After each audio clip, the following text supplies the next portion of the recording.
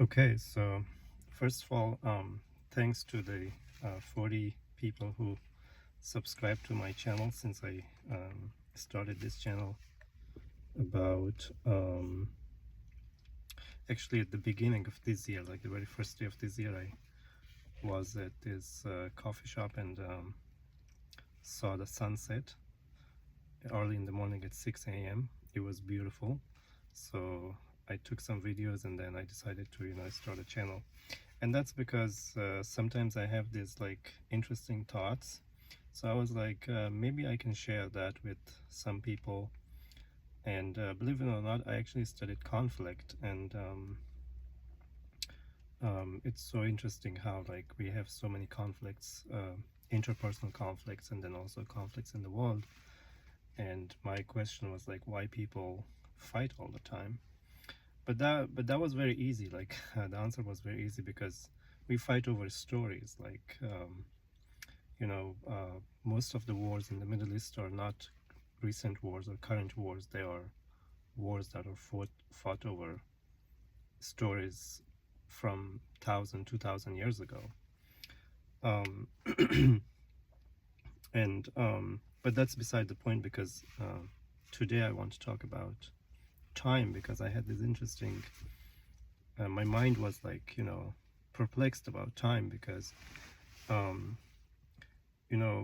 Newton, um, when the apple fell from the tree over Newton's head, and then he discovered the um, gravitational force that Earth pulls objects towards itself, and that was the basically Newton, the physics, or the modern physics that Newton is the father of. Then we have Einstein, who was very impressed about Newton and how his brain works. Like at one point, even somebody asked, or he famously said that I'm obsessed with like how God's mind works, something along that line. He was actually referring to excuse me, to Newton, like how Newton's brain worked. And that's because it's interesting, right? Like millions of people, billions of people in the history of human being have come and gone, but Newton was the one that thought about like, why did the apple not go up or straight, it just came down. um, so Newton and most people think of time as this linear, gradual progression, basically. Like there's a past, which in our collective mind is history, and then there's a now, and then there's a future. So like we are headed towards the future. And the past is, as much as nobody is able to go to yesterday, or to like a minute ago, or like 10 days ago, or a month ago, or 10 years ago, or I don't know, 1,000 years ago, no one can do that. Nobody has been able to do it. I mean, yes, we hear of time travels, but like those are all science fiction. As much as we are not able to do it, like as much as we are not able to go back to the past, but we still somehow in our mind think that it's real, like it exists. And then we have all these plans for future, like in the future certain things are going to happen. Our mind, our brain creates these illusion or stories about future, and then something happens, or you meet somebody, or you get a certain job, or like something happens, your whole direction changes. So like all those stories you had in your mind, they don't, you change that based on like now a certain change that happens. So that also was just an illusion, like it didn't happen, right? So if we cannot, if the future is not possible, I mean not real, if the past is not real, that we cannot go back, and now is the only time, I guess, that we have that's in our control, then why did Newton such an like brilliant mind had firm belief that we are in a linear progression. I understand, and every Joe or common people think about the past as like something real, even though we cannot go back. But why a scientist would think like that, right? And then Einstein came up with the theory of relativity, or the space-time theory.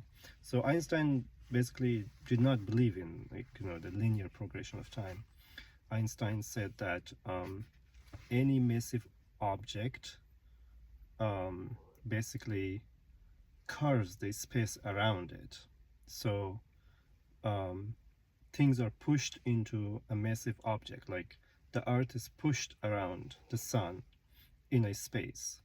We are pushed by the space, as you're closer to a massive object, like the gravitational pull is like higher, meaning like that massive object is gonna pull you into it. So he didn't really believe in I mean, it doesn't matter whether he believed or not, but like I'm trying to find the right words. His definition of time is basically different than Newton, or a lot of other people, and people who firmly believe in history, like that history is real, as if our lives should be defined by history, like the things that have happened in the past that should also happen in now and in the future. I mean, if you believe like that, that's fine. I don't mind, but my point is that if you cannot go back to the past, if nobody is able to go back to the past, then how can you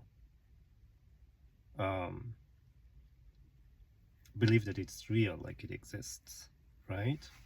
It existed at one point, but it doesn't exist now or the future. But somehow our lives are defined by, these past events, and then it progresses to now, and then it just keeps progressing towards future. So based on Einstein's space-time theory, the bigger a mass, the higher is the pull towards it. And so I was just wondering that how does that then apply to our everyday life, because we are still a product of historical events. Something happens and it just, there is an end to it, but it just never ends. It just keeps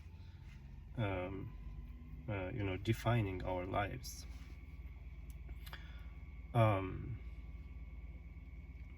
So then I had this crazy moment, it was very exciting. But before I mention that, I just want to clarify one more thing.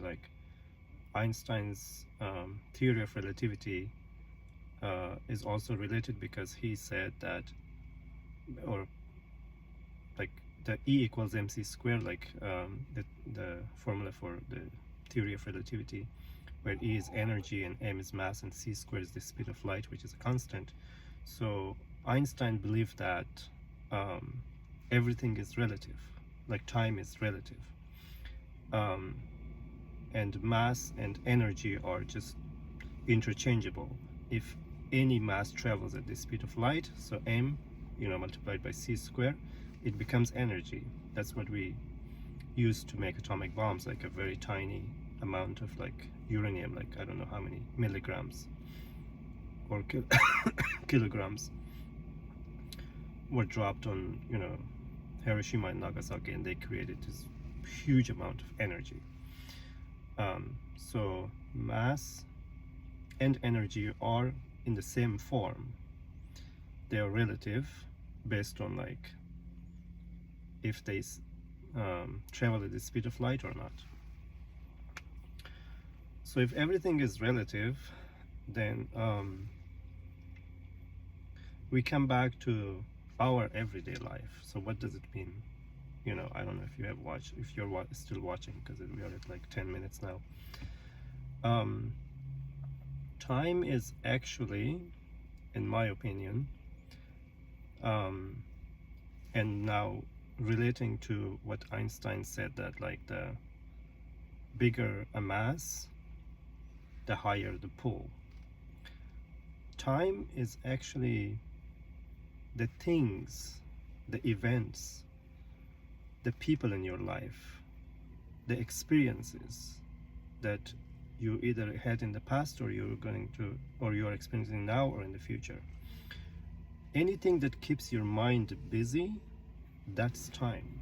Time is not like 5 o'clock or like December 2nd or 2015 or 2025 or those are human construct. Like humans, they created dates to measure days and then created 24 hours to like basically measure those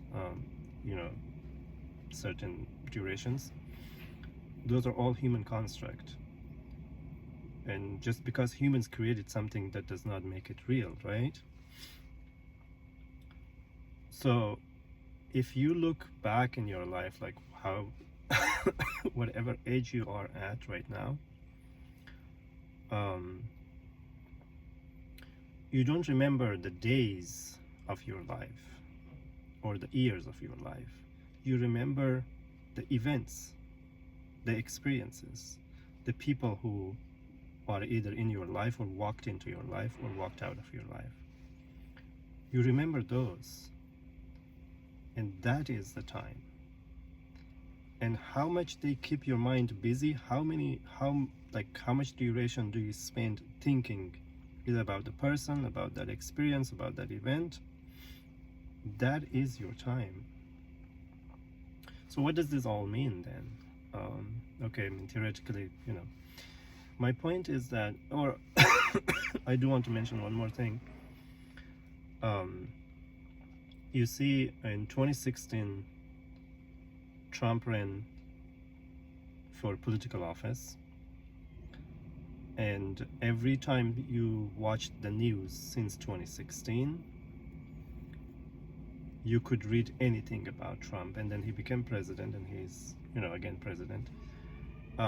So our time that is supposed to be spent on political news revolves around President Trump. If somebody else had run for president and they would become president, then our time would revolve around that person and the events around that person. For example, Joe Biden fell off his bike, and that was news, and for that 24 hours our mind was captured by that.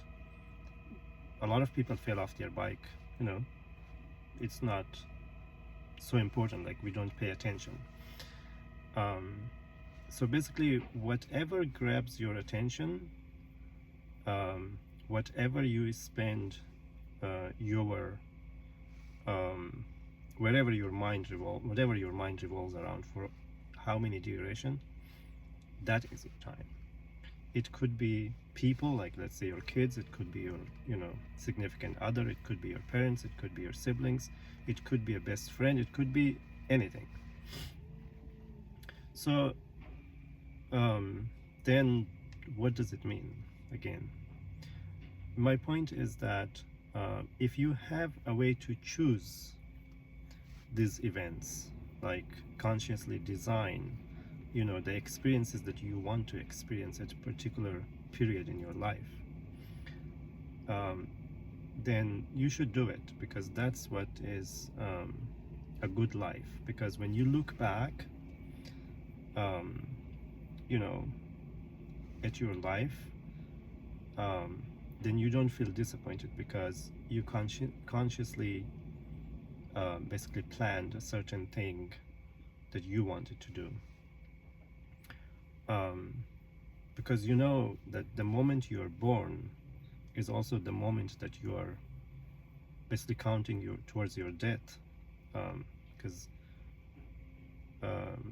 yes, we are alive, but we are moving towards death, right? It's certain. But we forget about this. There are 365 days in a year, and then there are 3,650 days in 10 years. 10 year is like a decade, like your 20s is 10 years, your 30s is 10 years. And you cannot get that back. That's once in your life. But somehow we forget about that, and we spend most days in a year in disparity, in being not happy, in like some events happen, we become happy, but we're not consciously happy about it, because our mind is designed in a way that it just constantly revolves around negative thoughts. Like 95 to 99% of people's thoughts are negative. So if you have negative thoughts, that means you're not happy. But then we forget that we are on a time clock. Like you only have 3,600 and something days in 10 years, and then you have 7,000 days in 20 years, and then you have 10,000 days in 30 years. And human life is mostly like 3 decades, basically. Like it starts at your 20s, and then by the time you're 50, then it's downhill, right? So now, coming back to the whole thing, the point I was trying to make is like, time is what captures your mind and what your mind keeps revolving around, either your job, either your significant other, either like an event that happened in your life or in the collective lives of everybody. And if you don't want to look back, and if that event don't make you feel proud, and if that creates despair later on in life, then the point I'm trying to make is consciously shift your focus on events that make you proud. So if you don't feel good about sleeping in the mornings, and if that makes you feel lazy, then why not go for a walk or a run? And then that way, if you do that for 30 days, then on the day 31 you feel better, because you look at yourself and you're like, oh my god, for 30 days I ran, instead of like for 30 days I slept on the couch. And that goes for any other event in your life. So that's basically my point. Yeah, if you learned anything about anything, just like this video so others also learn what you learned, and maybe subscribe to this channel, because I don't know, I'm new to this. Maybe I think it says if you get 1,000 subscribers then YouTube pays, but I'm new to this, so I have no idea how this works. But my goal is to share, like, different things that I know, and then hopefully it's gonna increase the awareness of like everybody.